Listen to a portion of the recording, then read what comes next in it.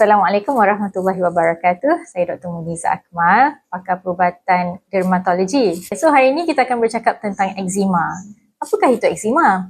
Eczema merupakan sejenis penyakit kulit yang kronik yang disebabkan oleh beberapa faktor. Nombor satu adalah disebabkan oleh keadaan dalaman yang dipanggil endogenous eczema yang disebabkan oleh masalah genetik, immunity, dan juga ada faktor-faktor yang kita panggil faktor luaran, iaitu seperti suhu yang terlalu sejuk atau suhu yang terlalu panas, faktor pemakanan, faktor-faktor luaran seperti binatang-binatang peliharaan, dan banyak lagi. So dia adalah satu penyakit yang kita panggil multifaktorial. Banyak sebab boleh menyebabkan eczema. Eczema ni pula ada banyak jenis, ya. Dan yang paling utama adalah atopic eczema, di mana pesakit mengalami nombor satu gejala yang kita panggil gatal.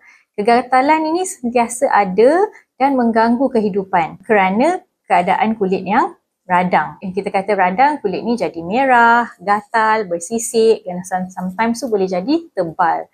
Dan bila dia gatal ni, eczema, atopic eczema, ada tempat-tempat yang dia suka nak ada.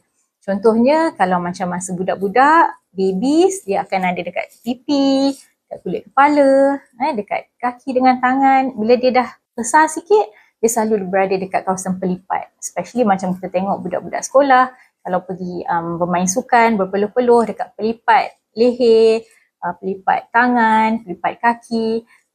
Walaupun itu tempat yang utama, tetapi kulit di mana-mana pun boleh dapat eczema juga. So golongan-golongan yang cenderung untuk dapat ni adalah mereka yang berisiko tinggi lah. Nombor satu, sebab tadi kita cakap pasal faktor genetik.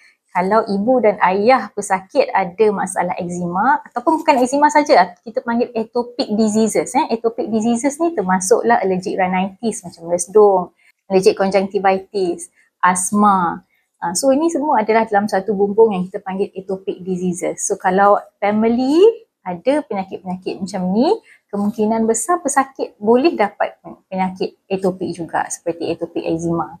Walaupun yang kita cakap tadi itu adalah eczema yang jenis utama, ada banyak lagi jenis eczema yang lain seperti discoid eczema, kita ada perioral eczema yang kita panggil dekat sekeliling bibir saja.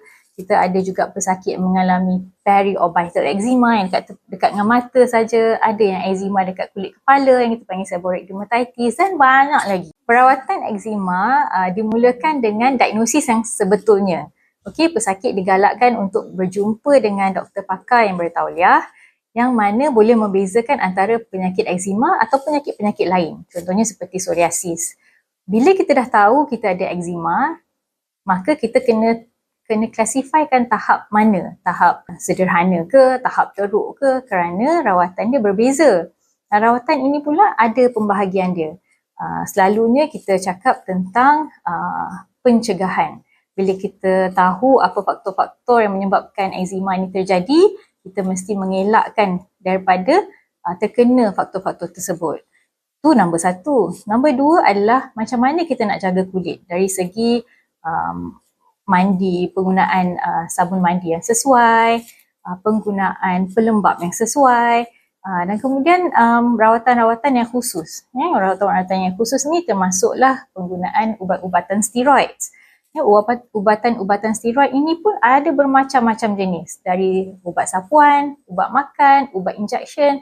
So kena pastikan mana satu yang sesuai dengan diri kita. Okey, selain daripada ubat-ubat steroid, dengan adanya teknologi yang baru, kita ada pelbagai lagi rawatan yang lebih terkini dan lebih khusus untuk eczema.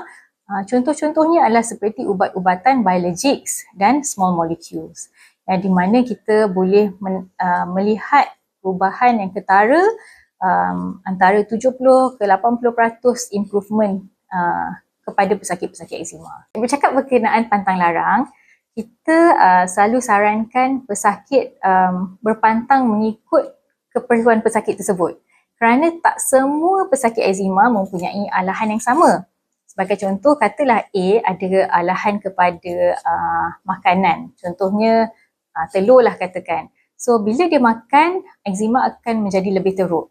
So bila kita tahu tu, dan maybe dia boleh buat blood test yang menunjukkan dia memang alahan kepada telur, maka kita advise dia, kita nasihatkan dia supaya dia mengelakkan makanan tersebut. Contohnya kalau B, bila dia makan apa-apa makanan pun tak ada masalah. So itu dia tak perlu pantang. Tetapi bila dia pergi bermain dengan kucing, eczema dia akan lagi teruk. Dari segi pantang larang, kena mengikut keperluan masing-masing. Tak ada pantang larang yang sama untuk semua orang. Semua akan bergantung kepada apa yang pesakit itu alami sendiri. Nasihat saya adalah untuk pesakit-pesakit mengalami masalah kulit untuk mendapatkan diagnosis yang betul dan mendapat rawatan yang sebaiknya mengikut keperluan pesakit tersebut untuk mendapat kesembuhan yang kita hendakilah, tanpa masalah-masalah yang kita tak nak tengok complications, side effects macam itu.